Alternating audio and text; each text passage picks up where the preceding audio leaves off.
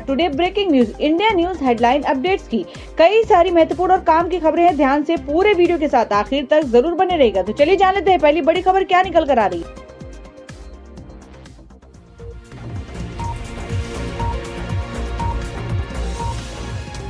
तो दोस्तों आपको बता दें पहली जो बड़ी खबर निकल कर आ रही है कि भाजपा विधायक का मुसलमानों के खिलाफ विवादित टिप्पणी कि मैं तुम्हारी जगह दिखाऊंगा। जी हां दोस्तों, हम बात कर रहे हैं कि कर्नाटक में बीजेपी के एक विधायक और मुख्यमंत्री बीएस येदियुरप्पा के राजनीतिक सलाहकार एमपी रेणुकाचार्य ने मुसलमानों और मस्जिदों को लेकर बहुत ही विवादास्पद बयान दिया है।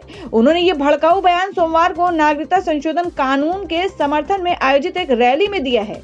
उन्होंने आरोप लगाया कि मस्जिदों का इस्तेमाल फतवा जारी करने और हथियार इकट्ठा करने के लिए होता है। उन्होंने ये भी धमकी दी है कि वे अपने इलाके में मुस्लिमों के लिए आने वाले फंड का हिंदुओं के लिए खर्च करेंगे। उन्होंने चेतावनी भरे लहजे में कहा है कि मैं बताऊंगा कि राजनीति क्या होती है। और वहीं अगली खबर आ रही है कि मोदी तुझसे बैर नहीं, मनोज तिवारी की खैर नहीं, जानिए क्या है सच्चाई। हम बात कर रहे हैं जो कि अगली खबर आ रही है कि बीजेपी आला कमान ने अभी तक की दिल्ली बीजेपी अध्यक्ष मनोज तिवारी को दिल्ली के भावी सीएम कैंडिडेट के तौर पर प्रोजेक्ट नहीं किया है। लेकिन चुनाव से पहले ही दिल्ली में बीजेपी कार्यकर्ताओं द्वारा लगाए जा रहे नारे बीजेपी की हालत खराब कर सकती है। आपको बता दें दिल्ली में रविवार को मनोज तिवारी के विरोध में लगाए गए नारे मोदी तुझसे बैर नहीं, मनोज तिवारी की खैर नहीं बहुत कुछ संकेत करते हैं। दरअसल मनोज तिवारी के खिलाफ नारे लगाने वाले बीजेपी कार्यकर्ता कोई और नहीं बल्कि पूर्वांचली हैं, जिन्हें साधने के लिए बीजेपी ने मनोज तिवारी को दिल्ली बीजेपी का अध्यक्ष बनाया था। हालांकि ये विरोधी दलों की साजिश का हिस्सा भी हो सकता है, क्योंकि इससे पहले भी मनोज तिवारी के विरोधियों ने सीएम कैंडिडेट के रूप में उन्हें प्रोजेक्ट करके ऐसा कुछ करने की कोशिश की है। और दोस्तों में एक और खबर आ रही है दिल्ली से। आपको बता दें कि दिल्ली चुनाव से ठीक पहले आम आदमी पार्टी को तगड़ा झटका, इस दिग्गज नेता ने छोड़ी पार्टी। जी हां दोस्तों, आपको बता दें कि दिल्ली विधानसभा चुनाव को लेकर तैयारी में जुटी सत्ताधारी आम आदमी पार्टी को तगड़ा झटका लगा है। दिग्गज नेता और विधायक पूर्व एनएसजी कमांडो सुरेंद्र सिंह ने चुनाव से ठीक पहले पार्टी छोड़ने का ऐलान कर दिया है और इस बार उन्हें टिकट नहीं मिला था, जिसकी वजह से वो पार्टी आलाकमान से नाराज थे और सुरेंद्र सिंह ने मंगलवार को आम आदमी पार्टी से इस्तीफा दिया, जिसकी जानकारी उन्होंने ट्वीट के जरिए दी। और वहीं इस्तीफे के बाद पूर्व एनएसजी कमांडो खुद सामने आए और बताया कि वो विधानसभा चुनाव में इस पार्टी से दावेदारी करेंगे। और दोस्तों मैं अगली खबर में आपको बता दें कि भीम आर्मी प्रमुख चंद्रशेखर को जमानत की शर्तों में छूट, कोर्ट ने दी है दिल्ली आने की इजाजत। जी हां दोस्तों, हम बात कर रहे हैं कि भीम आर्मी के प्रमुख चंद्रशेखर आजाद दिल्ली आ सकेंगे और मंगलवार को दिल्ली की 30 हजारी अदालत ने उनकी जमानत की शर्तों में कुछ रियायत करते हुए दिल्ली आने की इजाजत दे दी है। हालांकि उनको दिल्ली पुलिस को अपने कार्यक्रमों के बारे में बताना होगा और नागरिकता कानून के खिलाफ जामा मस्जिद पर प्रदर्शन करने पर दिल्ली पुलिस ने उनको गिरफ्तार किया था, जिसके बाद 16 जनवरी को चंद्रशेखर को 30 हजारी कोर्ट से जमानत मिली थी। लेकिन ये जमानत सशर्त थी, जिसमें उनको 24 घंटे के भीतर दिल्ली छोड़ने को कहा गया था। और एक और खबर में आपको बता दें कि केजरीवाल के खिलाफ लड़ रहे हैं सुनील यादव, बोले चुनाव बाहरी बनाम स्थानीय का। जी हां दोस्तों, हम बात कर रहे हैं कि सीएम अरविंद केजरीवाल के खिलाफ नई दिल्ली विधानसभा सीट से भाजपा के उम्मीदवार सुनील यादव ने कहा है कि ये इलेक्शन बाहरी बनाम स्थानीय का है। यादव का कहना है कि नई दिल्ली सीट से वो स्थानीय उम्मीदवार हैं, जबकि केजरीवाल से यहाँ के लोग मिल नहीं पाते हैं और वही वो विधायक बनते हैं तो नई दिल्ली विधानसभा के लोगों को आसानी होगी। और आपको बता दें सुनील यादव का कहना है कि लोगों को एक स्थानीय विधायक की जरूरत है जो उनकी समस्याओं का समाधान करे, ना कि सीएम की। वे चाहते हैं कि उनका प्रतिनिधि उनके साथ रहे। अरविंद केजरीवाल ने विधायक चुने जाने के बाद इस क्षेत्र को छोड़ दिया और सिविल लाइंस में घर ले लिया है। यहाँ के लोगों के लिए अपने विधायक से मिलना मुश्किल काम है। और दोस्तों बात कर लेते हैं कि देश में 7.5% पहुंची बेरोजगारी की दर, उच्च शिक्षितों में सबसे ज्यादा। जी हां दोस्तों, हम बात कर रहे हैं कि भारत में बेरोजगारी की समस्या कम होने की बजाय लगातार बढ़ती जा रही है। सितंबर दिसंबर 2019 के बीच ये 7.5% पर पहुंच गई और बेरोजगारी की स्थिति पढ़े लिखे युवाओं में सबसे अधिक पाई गई है। उच्च शिक्षित लोगों में बेरोजगारी दर 60% से अधिक पहुंच गई है और ये बात centre for monitoring Indian economy के द्वारा जारी आंकड़ों में कही गई हैं और रिपोर्ट के मुताबिक ग्रेजुएट लोगों के लिए 2019 सबसे बुरा साल रहा है। और वहीं अगली खबर में आपको बता दें कि 26 जनवरी को गणतंत्र दिवस की परेड में चीफ गेस्ट होंगे ब्राजील के राष्ट्रपति बोल्सोनारो। जी हां दोस्तों, आपको बता दें कि ब्राजील के राष्ट्रपति जैन बोल्सोनारो इस वर्ष 26 जनवरी को होने वाली गणतंत्र दिवस परेड में बतौर मुख्य अतिथि शामिल होंगे। और प्रधानमंत्री नरेंद्र मोदी जब पिछले वर्ष जब ब्रिक्स सम्मेलन में हिस्सा लेने के लिए ब्राजील गए थे तो उस समय ही उन्होंने राष्ट्रपति को समारोह के लिए आमंत्रित किया था। और परेड के लिए किसी राष्ट्रीय अध्यक्ष को बुलाने की परंपरा पिछले कई वर्षों से चली आ रही है और भारत की तरफ से हर वर्ष साथियों और करीबी दोस्तों को परेड का इनवाइट दिया जाता है। और अब बता दें कि असदुद्दीन ओवैसी ने कहा कि माशाअल्लाह मोदी है तो हर नामुमकिन मुमकिन है। जानिए क्या है वजह। आपको बता दें कि AIMM के प्रमुख असदुद्दीन ओवैसी ने अंतर्राष्ट्रीय मुद्रा कोष यानी IMF की तरफ से जारी आंकड़ों को लेकर केंद्र सरकार पर निशाना साधा है। उन्होंने प्रधानमंत्री नरेंद्र मोदी पर तंज कसते हुए ट्वीट में कहा कि माशाअल्लाह मोदी है तो हर नामुमकिन मुमकिन है। दरअसल IMF ने दावोस में विश्व आर्थिक मंच WEF के सालाना शिखर सम्मेलन में एक रिपोर्ट जारी की है जिसमें उसने भारत के सकल घरेलू उत्पाद GDP में बढ़त दर्ज महज 4.8% रहने का अनुमान जताया है। और आपको बता दें कि उसने भारतीय अर्थव्यवस्था में बढ़त के अनुमान को काफी घटा दिया है।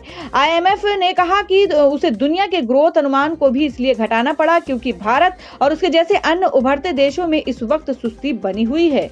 तो दोस्तों, खबरों में आगे बढ़ने से पहले जान लेते हैं आज के माइंड क्विज के सवाल को। आज का सवाल है, आपको बताना है कि क्षेत्रफल की दृष्टि से भारत में सबसे बड़ा राज्य कौन सा है। इसका जवाब आपको वीडियो के नीचे कमेंट बॉक्स में देना है और सही जवाब देने वाले को रैंडमली सिलेक्ट किया जाएगा और वो जीत सकते हैं बम्पर पुरस्कार। तो बढ़ते हैं अगली खबर की ओर।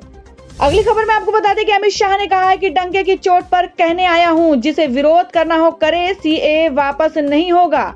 जी हां दोस्तों, हम बात कर रहे हैं केंद्रीय गृह मंत्री अमित शाह ने मंगलवार को उत्तर प्रदेश की राजधानी लखनऊ में नागरिकता संशोधन कानून के समर्थन में सभा को संबोधित किया। अमित शाह ने CAA के खिलाफ देश भर में हो रहे प्रदर्शन को लेकर विपक्ष पर हमला बोला। उन्होंने कहा कि CAA के खिलाफ विपक्ष भ्रम फैला रहा है और देश को तोड़ने का काम किया जा रहा है। शाह ने कहा कि लखनऊ की भूमि से डंके की चोट पर कहने आया हूं कि जिसे विरोध करना हो करे, CAA वापस नहीं होगा। और अमित शाह ने विपक्ष पर सवाल खड़े करते हुए कहा कि जब कश्मीर में लाखों कश्मीरी पंडितों को भगा दिया गया था तो इनके मानवाधिकार कहां गया था। उन्होंने कहा कि जिसको विरोध करना है कर ले, लेकिन CAA वापस नहीं होगा।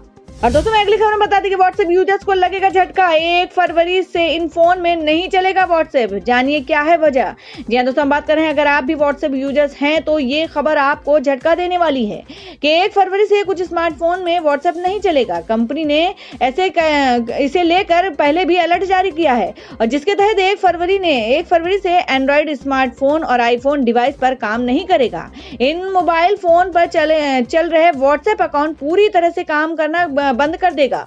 और इतना ही नहीं, इस फोन पर चल रहे व्हाट्सएप अकाउंट से सारे चैट भी गायब हो जाएंगे।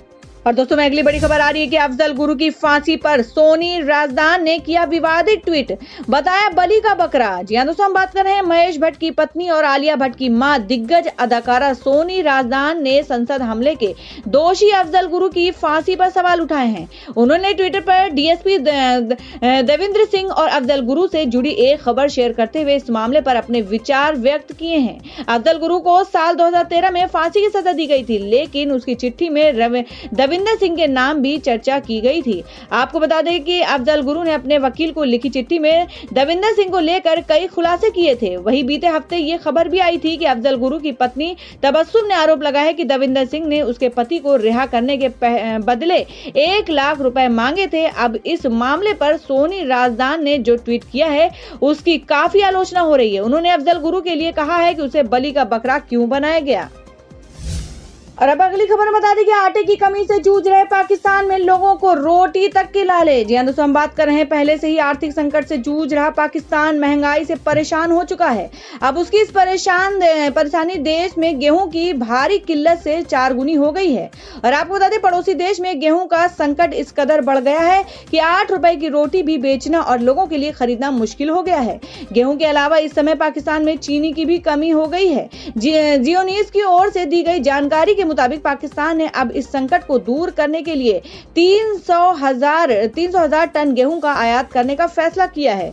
और दोस्तों मैं अब अगली खबर बता दी, आजम खान को कोर्ट से लगा बड़ा झटका। जौहर यूनिवर्सिटी के 100 बीघा जमीन वापस करने का आदेश। जी हां दोस्तों, हम बात कर रहे हैं समाजवादी पार्टी के रामपुर से सांसद और यूपी के पूर्व मंत्री आजम खान को प्रयागराज स्थित राजस्व बोर्ड कोर्ट से बड़ा झटका लगा है। राजस्व बोर्ड कोर्ट ने योगी सरकार को निर्देश दिया है कि वो आजम खान के मोहम्मद अली जौहर विश्वविद्यालय से 100 बीघा जमीन वापस लें। सपा सांसद आजम खान इस विश्वविद्यालय के चांसलर हैं और 2006 में शुरू हुई ये यूनिवर्सिटी 500 एकड़ जमीन में बनी है। और वहीं अगली बड़ी खबर आ रही है, आपको बता दें कि शाहीन बाग का बताकर वायरल किया जा रहा है पैसे बांटने का वीडियो। जी हां दोस्तों, हम बात कर रहे हैं दिल्ली के शाहीन बाग में संशोधित नागरिकता कानून यानी सीए के खिलाफ प्रदर्शन कर रही महिलाओं को रुपए बांटे जाने का एक वीडियो सोशल मीडिया पर वायरल हो रहा है। और फैक्ट चेक करने वाली वेबसाइटों ने पाया है कि ये वीडियो सही नहीं है। ये मणिपुर का पुराना वीडियो है जिसे शाहीन बाग का बताकर कई लोगों ने सोशल मीडिया पर शेयर किया है। जो वीडियो में शेयर किया जा रहा है उसमें लाइन लगाकर लोग आ रहे हैं और एक शख्स उन्हें पैसे दे रहा है। कई के हाथों में कांग्रेस पार्टी का झंडा है और साथ ही राहुल गांधी की आवाज भी आ रही है, वो भाषण दे रहे हैं। इस वीडियो के साथ लिखा गया है कि ये शाहीन बाग का सच है जहां प्रदर्शन करने वालों को 500 रुपए दिए जा रहे हैं। तो दोस्तों खबर में आगे बढ़ने से पहले एक बार फिर से आपको याद दिला दें कि आपने अगर अभी तक हमारे वीडियो को लाइक नहीं किया तो जल्दी से वीडियो को लाइक कर दें, क्योंकि आपका एक लाइक हमारे लिए बहुत ही ज्यादा महत्वपूर्ण होता है। और अगर आप हमारे चैनल पर नए हैं तो जल्दी से चैनल को सब्सक्राइब कर लें और बेल के बटन को भी जरूर हिट कर दें। तो अब बढ़ते हैं अगली खबर की ओर।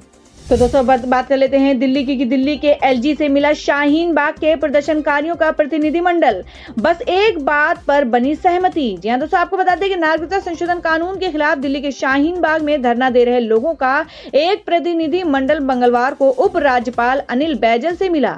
हालांकि इस मुलाकात का कोई खास नतीजा नहीं निकल सका, सिर्फ स्कूली बस को रास्ता देने की बात प्रदर्शनकारियों ने कही है। आपको बता दें दिल्ली के उपराज्यपाल बैजल ने डेलीगेशन को भरोसा दिलाया है कि उनकी जो मांगे और मुद्दे हैं उनको वो सरकार तक पहुंचाएंगे। और शाहीन बाग में 15 अगस्त से लगातार धरना चल रहा है। और आपको बता दें कि उपराज्यपाल ने प्रतिनिधिमंडल से अपना धरना खत्म करने की अपील की है। एलजी ने रास्ते में चल रहे धरने की वजह से लोगों को ट्रैफिक में हो रही दिक्कत का हवाला दिया और जानकारी के मुताबिक सिर्फ एक बात पर हल निकाला है। आपको बता दें वो ये कि प्रदर्शनकारियों ने स्कूली बसों को रास्ता देने की बात कही है और वहीं एम्बुलेंस को रास्ता देने की बात तो पहले से ही प्रदर्शनकारी कह रहे हैं। और प्रतिनिधिमंडल ने साफ किया है कि मांगे जब तक नहीं मानी जाएंगी आंदोलन जारी रहेगा। वहीं एलजी की तरफ से सिर्फ ये कहा गया है कि वो उनकी बातों को सरकार तक पहुंचा देंगे।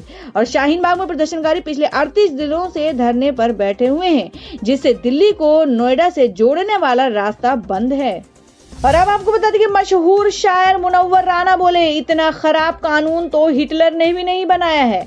हम बात कर रहे हैं नागरिकता संशोधन कानून यानी सीए को लेकर पिछले कई दिनों से राजधानी लखनऊ में घंटाघर में महिलाओं द्वारा प्रदर्शन किया जा रहा है। प्रदर्शन के खिलाफ लखनऊ पुलिस ने सख्त रुख अख्तियार करते हुए 3 एफआईआर दर्ज की है। आपको बता दें कि एफआईआर में मशहूर शायर मुनव्वर राना की 2 बेटियों समेत 150 लोगों के खिलाफ 144 का उल्लंघन, लोगों को भड़काने और लोक सेवक को रोकने के लिए मुकदमा दर्ज किया गया है। जिसके बाद मशहूर शायर मुनव्वर राना ने भी बीजेपी सरकार पर निशाना साधा है। आपको बता दें मशहूर शायर मुनव्वर राना ने कहा है कि बीजेपी को इतने सालों बाद मौका मिला तो अपनी बात सबका साथ सबका विकास पर कायम रहना चाहिए। हमारी बेटियां घंटाघर पर हैं और सरकार का रवैया है कि दफा 144 लगा दी। इतना खराब कानून तो हिटलर ने भी नहीं बनाया। आज देश की बच्चियां रो रही हैं, आप वो भी नहीं करने दे रहे हैं। एक तरफ मुसलमान बहनें हैं तलाक के लिए लड़ रही हैं, शर्म की बात है। एक तरफ शौचालय बनाने की बात करते हैं और जहां औरतें प्रदर्शन पर बैठी हैं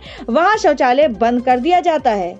और दोस्तों अगली खबर बता दी कि लखनऊ में हो रहे सीएए के खिलाफ विरोध प्रदर्शन में पहुंची अखिलेश यादव की बेटी और उनका फोटो हुआ वायरल। जी दोस्तों हम बात कर रहे हैं उत्तर प्रदेश की राजधानी लखनऊ शहर में सीएए के विरोध में शाहीन बाग के तर्ज पर हुसैनाबाद घंटाघर पर हो रहे प्रदर्शन में सपा राष्ट्रीय अध्यक्ष और पूर्व मुख्यमंत्री अखिलेश यादव की बेटी भी प्रदर्शन के समर्थन में उतर गई है। आपको बता दें अखिलेश यादव की बेटी टीना यादव ने अचानक धरना स्थल पर पहुंचकर सबको हैरान कर दिया है।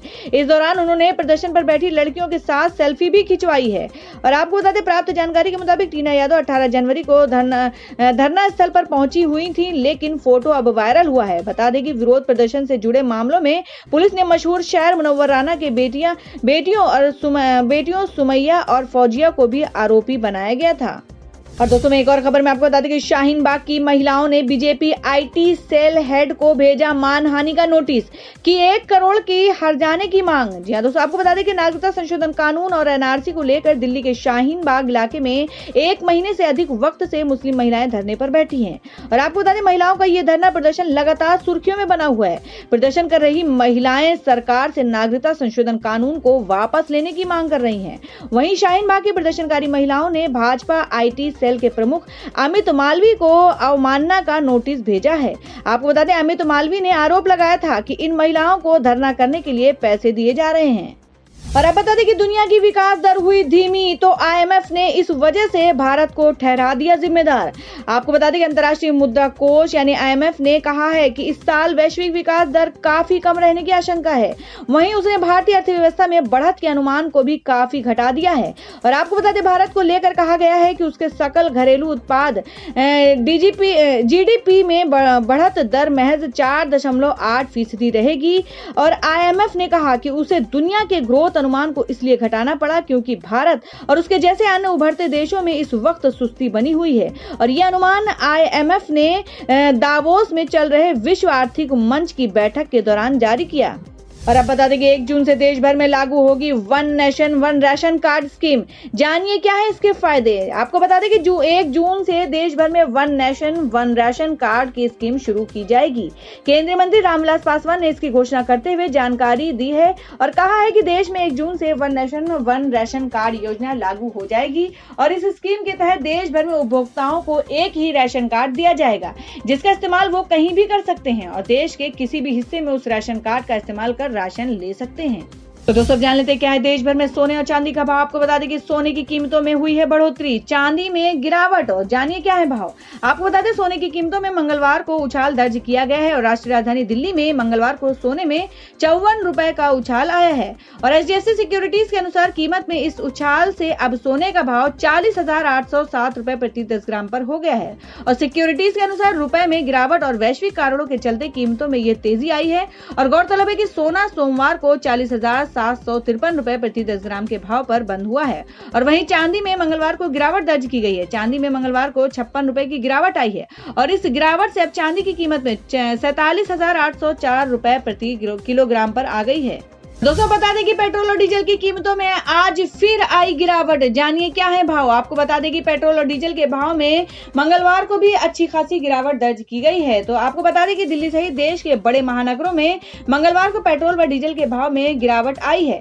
दिल्ली में आज पेट्रोल के भाव में 16 पैसे की गिरावट आई है जिससे यहाँ पेट्रोल का भाव 74.82 रुपए प्रति लीटर पर आ गया है। और वहीं दिल्ली में डीजल आज 21 पैसे की गिरावट के साथ 68.5 रुपए प्रति लीटर पर बिक रहा है।